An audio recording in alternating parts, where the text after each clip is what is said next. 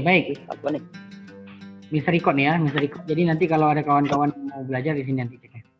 Oke, anak sekalian, sebelum kita mulai, seperti biasa Raja Melaka duduk mengaji sambil mengaji memakai surban. Agar pembelajaran kita pada hari Allah berkati, mari sama-sama kita baca basmalah sebagai permulaan. Bismillahirrahmanirrahim. Baik, kemarin kita sudah membahas pembahasan terakhir itu tentang spiritualisasi permainan rakyat ya. Nah sekarang yang ada dua pembahasan untuk kisi-kisi kita budaya Melayu. Insya Allah nanti ujian kita dimulai ya, ujian akhir tahun nanti dimulai tanggal 4 ya. Jadwalnya nanti akan menyusul. Nah anak-anak sekalian, ada dua materi yang akan kita ujikan untuk ujian kenaikan kelas ini. Yang pertama adalah tentang ragam hias ya.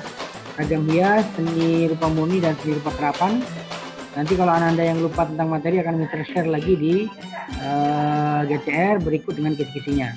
Kemudian untuk permainan rakyat ya, kemarin sudah kita bahas tentang spiritualisasi nilai karakter yang terdapat di dalam permainan tradisi. Baik anak-anak sekalian, ini kemana nih kameranya nih nak? Di Arin mana? Arin, Azel, kameranya mana nih nak?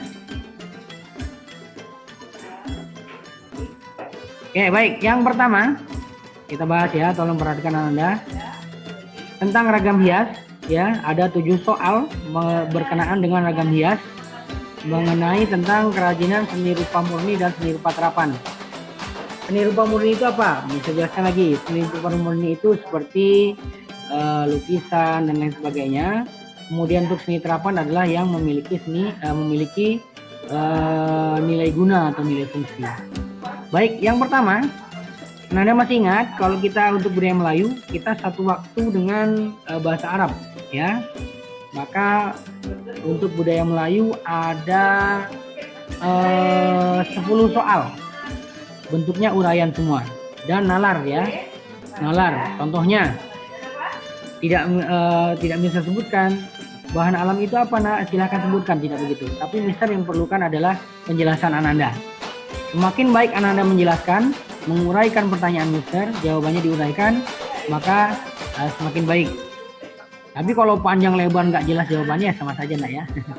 Baik, yang pertama, siswa mengetahui fungsi ragam hias bagi masyarakat. Banyak nak ya fungsinya.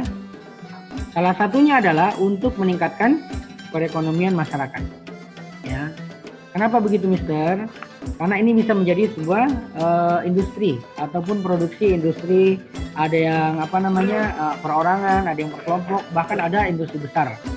Tapi seperti Ananda lihat, kalau Ananda yang dari arah Rumbai, kalau dari Pekanbaru ke Rumbai itu sebelah kiri. Di situ ada kerajinan dari rotan, ya, dari rotan. Kemudian ada juga dari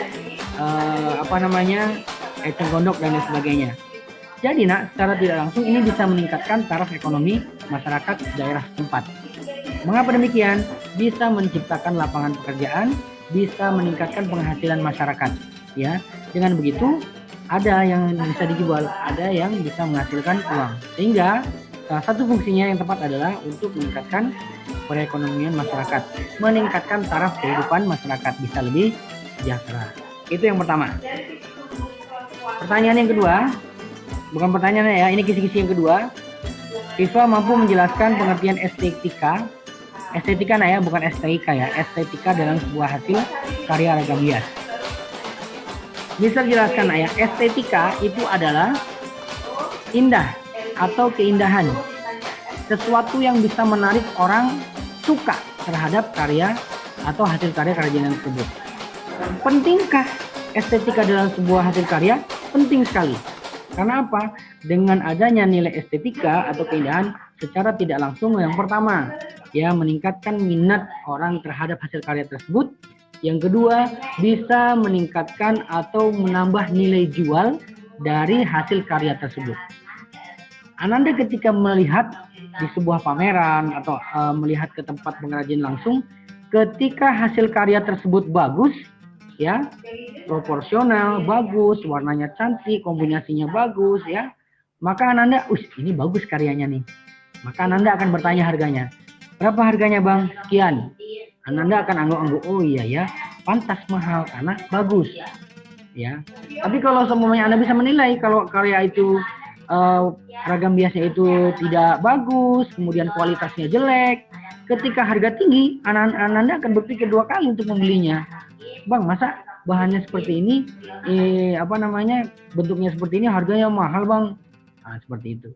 Ya, tetapi kalau semuanya ada nilai estetika di dalamnya, otomatis kalau sudah indah, bagus ya, akan merambat kepada bentuk ataupun dari kemasan hasil karya tersebut. Mister yakin nilai harga pun akan, nilai jualnya pun akan semakin meningkat. Yang ketiga, siswa mampu menjelaskan motif atau gambar yang digunakan dalam seni rupa murni. Baik anak-anak sekalian, yang biasa digunakan motifnya itu ada 2 nak biasanya nak. Ya, ada 2, yaitu motif flora dan abstraksi dari fauna. Ya, ada tumbuh-tumbuhan dan ada hewan-hewan. Mister, 2 ini harus diterapkan Mister. Pada umumnya ini dipakai. Nah Mister, kalau sekarang ini kan zamannya zaman berkreasi Mister. Boleh nggak tidak hanya fauna ataupun flora Mister? Boleh, silahkan berkreasi. Itu tidak menyalahi aturan ya. Namun ada beberapa yang contoh motif yang flora dan fauna ini pada batik. Kalau seumpamanya di batik tradisi, batik khas daerah setempat, itu tidak menggunakan batik kreasi. Kreasi itu apa tuh Mister? Contoh ada batik, ada logo gambar bolanya, logo logo klub bola. Kemudian ada motif robotik dan lain sebagainya, itu tidak menyalahi aturan. Boleh, silahkan berkreasi. Tapi yang biasanya dipakai itu 2 tadi, flora dan abstraksi fauna. Kalau mau berkreasi itu tidak menyalahi aturan. Enak ya? Baik, yang keempat. Bisa anak siswa menjelaskan kekurangan dan kelebihan dari bahan alam dan buatan. Baik. Bahan alam dan buatan. Kalau buatan otomatis tidak tidak tersedia di alam. Contoh apa tuh Mister? Koran. Mister salah satu saja sebutkannya anak ya. Yang buatan dulu, koran. Ya. Itu harus diproses dulu nak.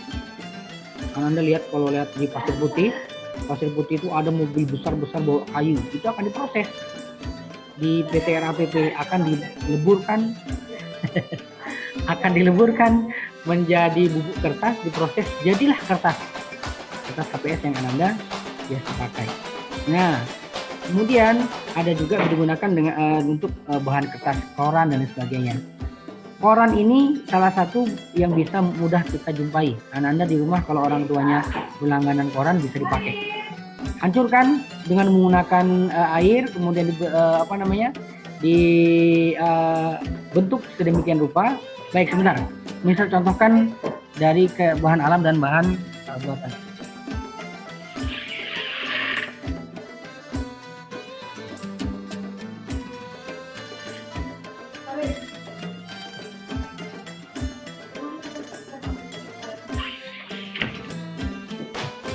Oke, baik, perhatikan Anda sekalian.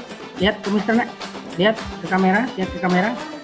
Oke, yang koran dan batik perca ya nak ya. Batik perca, yang koran kebetulan ini di dalam ada susah. Ini bahan buatan, yaitu kain ya, atau tekstil yang sudah tidak terpakai, kain perca nak. Nah ini contohnya. Karena kita tidak tatap muka, perhatikan semua ke depan.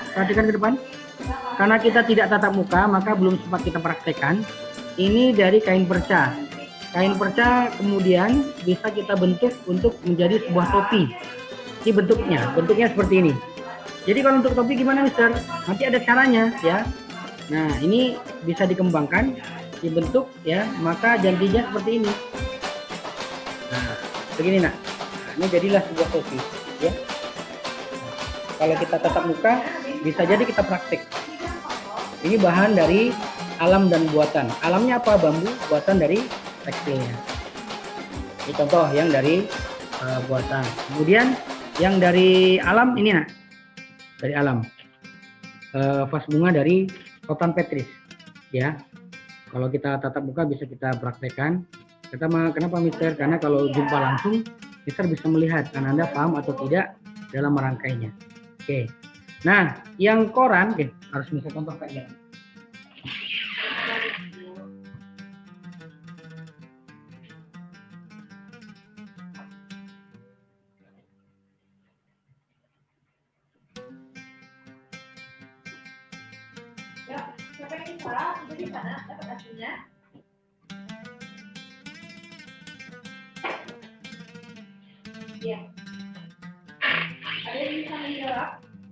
Oke, baik, perhatikan nak. Nah, ini yang dari koran. Dari koran, memang masih jauh dari kata sempurna ya. Dari koran, ini tanpa dihancurkan menggunakan air, ya, tapi kita dengan teknik gulung. Teknik gulung, ya, ini terbuat sepeda, ya, dari koran, ya, dari koran bekas. Silakan Ananda lihat ke depan, ya, contohnya. Nah, begini nak. Ini yang dari bahan buatan, ya, koran bekas. Bisa kita bentuk mau buat sepeda, mau motor dan lain sebagainya. Ini yang paling simpel, mudah. Nah, kekurangannya apa? Baik, kelebihan dulu. Kelebihan dari bahan buatan. Bahan buatan ini bisa kita ambil dari bahan bekas. Koran bekas, tutup botol bekas, ya, botol bekas dan lain sebagainya. Mudah didapat, ya, mudah didapat. Nah, kemudian bisa kita cari di mana saja. Kekurangannya, nah ini yang buatan dulu ya. Kekurangannya, bahan dasar ini kita bergantung kepada pabrik. Kertas tidak bisa kita buat sendiri, ya. Maka kita harus menunggu produksi koran yang sudah jadi, ya. Kemudian kertas yang sudah dipakai, barulah kita bisa mendapatkan ini. Untuk yang alam, nah, keuntungannya dia mudah kita dapatkan, ya, di hutan ada, ya, kemudian di tempat kerajaan tidak banyak jual, ya, ini dia. Kemudian lebih aman karena tidak ada zat kimia di dalamnya.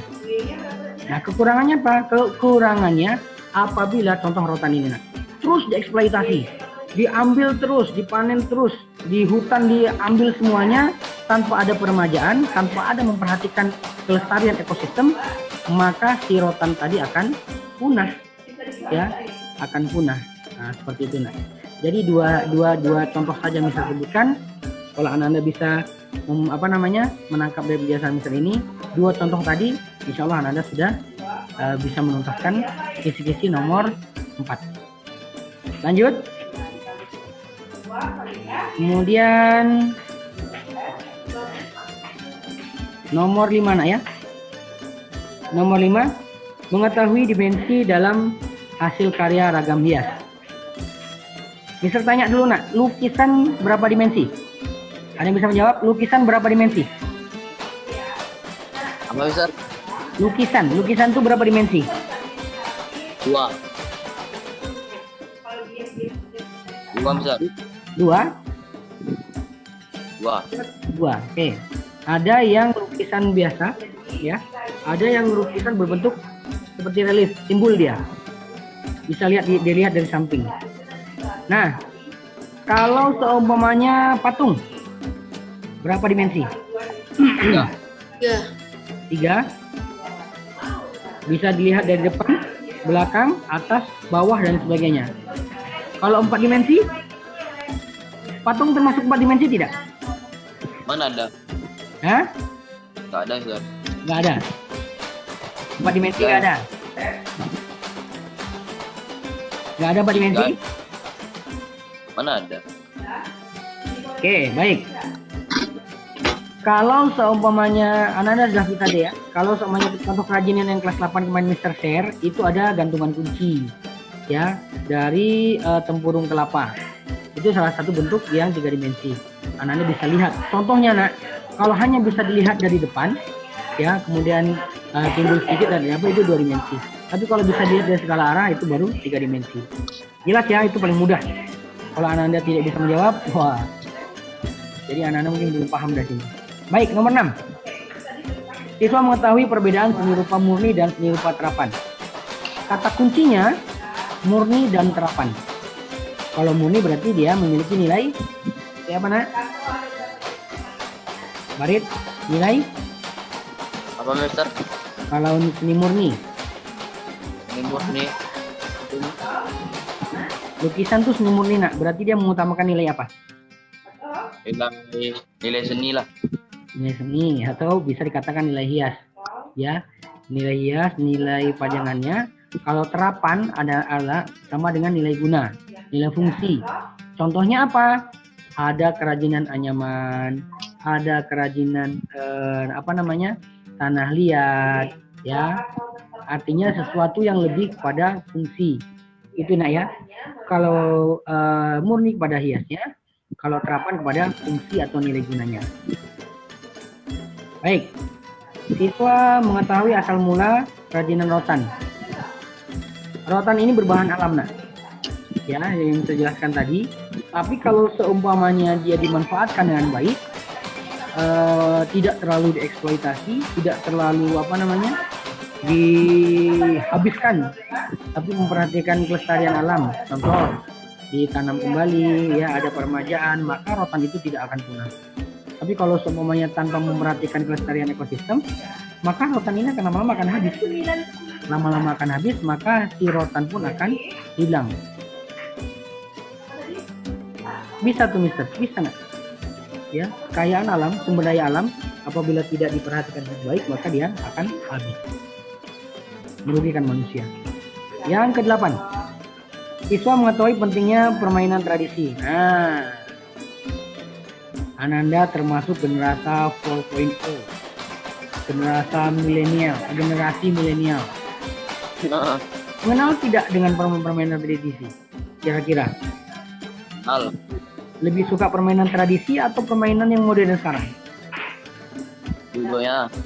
Dua-duanya? Baik. Penting tidak kira-kira memperkenalkan permainan tradisi kepada generasi sekarang? Kalau jawabannya penting, kenapa?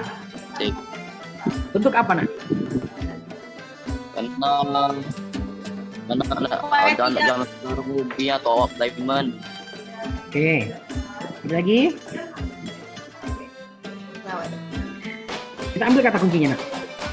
Kita ambil kata kuncinya. Main itu permainan modern. Ya, kata kuncinya adalah penting tidak diperkenalkan kepada generasi sekarang, yaitu penting. Kenapa? Untuk melestarikan tradisi tersebut. Ya, melestarikan permainan rakyat tersebut. Tidak mustahil bisa akan punah. Ananda bisa jadi tidak mengenal apa itu cakbur, apa itu stata, tidak mengenal apa itu tongkat dingin, tidak mengenal itu apa lagi lompat tali merdeka, tidak lagi mengenal gasing, egrang dan lain sebagainya. Kenapa? Karena Ananda mengenal gadget. Ada PUBG, apa lagi? Mobile Legends. Apa lagi? Free Fire. Oh, Free Fire. Kalau dulu Point Blank, ada Counter Strike. Nah, kan? Itu yang memerlukan strategi dan sebagainya. Valorant. Ya. Kata siapa permainan tradisi tidak memakai strategi? Pakai strategi, main cakbur. Yang bisa contohkan di spiritualisasi itu. Ada nilai kejujuran, kepemimpinan, nilai strategi dan sebagainya. Ada semuanya. Jadi penting nak ya. Penting. Kalau Ananda beranggapan permainan tradisi itu tidak penting, maka lama-lama akan punah. Siapa lagi yang akan melestarikan? Kalian inilah generasi muda yang akan melestarikan. Setidaknya Ananda tahu. Oh, apa itu cakbur? Apa Mister Cakbur? Permainan tradisi nak. Kira-kira kalau nggak ada yang tahu apa cakbur, sejenis makanan. Kan sangat sayang sekali. Generasi yang konon katanya modern, tahu dengan teknologi, tapi permainan sendiri di daerah sendiri terlupakan. Ya. Baik, yang ke-9. Siswa mengetahui fungsi nilai karakter dalam permainan tradisi. Kenapa penting nak? Seperti yang saya share, ada 5 poin penting nilai karakter di situ, karena dengan adanya itu maka permainan tradisi bisa terlaksana dengan baik, terlestarikan dengan baik. Fungsinya sebagai hiburan di dalam kehidupan masyarakat di waktu senggang ini akan tercapai. Seru, asik. Kenapa? Di situ ada jujur, strateginya bagus, ya. Tapi kalau semuanya curang, main cakbur curang dia. Padahal dia kena, tapi ngaku nggak kena. Main tongkat dingin, dia nggak megang benteng, ternyata dia megang benteng. Kalau semua kejujuran tidak ada, kemudian kejujuran, kemudian kepemimpinan tidak ada, ya, maka permainan tersebut tidak bisa terlaksana. Oke. Yang terakhir, mengetahui kelebihan dan kekurangan permainan tradisi. Tadi Mister sudah jelaskan. Intinya permainan tradisi itu mudah, murah, dan menyenangkan. Paling modal handi plus. Mantap plus. Lari-lari, jatuh, lecet dikit, nah itu dia. Ya. Nah, kekurangannya apa, Nak? Mungkin kekurangannya kalau kayak Mister semuanya. Di perumahan itu banyak jalannya aspal, paving block, terjatuh lecet, ya. Tapi kalau di kampung ada lapangan bola, ada rumput, jadi kalau jatuh nggak masalah. Jelas nggak ya? Silakan Ananda logikakan, analogikan kelebihan dan kekurangan dari permainan tradisi itu apa. Oke Ananda, ada yang mau ditanyakan dari kisi-kisi yang Mister bahas tadi, Nak? Tidak. Tidak, oke, berarti mudah ya. Geleng-geleng ya. Aman tuh. Untuk yang ragam hias, ada yang mau tanyakan, Nak? Tidak. Saya mau nanya Mister. Iya, silakan Alif. Yang perbedaan seni rupa murni dan terapan tadi, yang murninya apa tadi Mister? Lebih kepada hiasnya, Nak. Oh iya. Kalau rupa terapan itu kepada nilai guna atau nilai fungsi, Nak. Nanti Ananda jabarkan ya. Jawabannya jangan semuanya pertanyaannya ada yang mengarah ke situ, jawabannya hias dan terapan guna, itu salah. Tapi dijabarkan. Hiasnya itu seperti apa ya, Alif ya. Kemudian nilai gunanya itu bagaimana, seperti itu. Oke, thank you Alif. Alif. Ada lagi, Nak? Saya Mister. Ya, silakan. Kapan sekolah Mister? Farid. Kapan sekolah? Nanti kalau sudah kondisi kondusif, aman, berdoalah kita sehat walafiat, ya, dijauhkan dari penyakit ini. Insya Allah segera kita akan jumpa. Tidak bertayap tatap maya, tapi bertatap muka. Amin. Insya Allah, amin. Ada lagi? Soal nama lain. Apa, Nak? Ada Mister. Sudah apa pertanyaan Mister? Apa? Silakan. Sudah apa pertanyaan Mister? Hah? Kapan sekolah Mister? Ketua OSIS, saya mau minta sekolah. Nggak apa-apa. Ada apa boleh, ada kalau ada program, kalau ada usulan buat mating, sampaikan aja ke pembinanya, Nak. Di rumah tapi tetap bisa berkreasi. Ketua OSIS nggak siap. Nggak siap. Bisa tuh, Nak, bisa. Oke.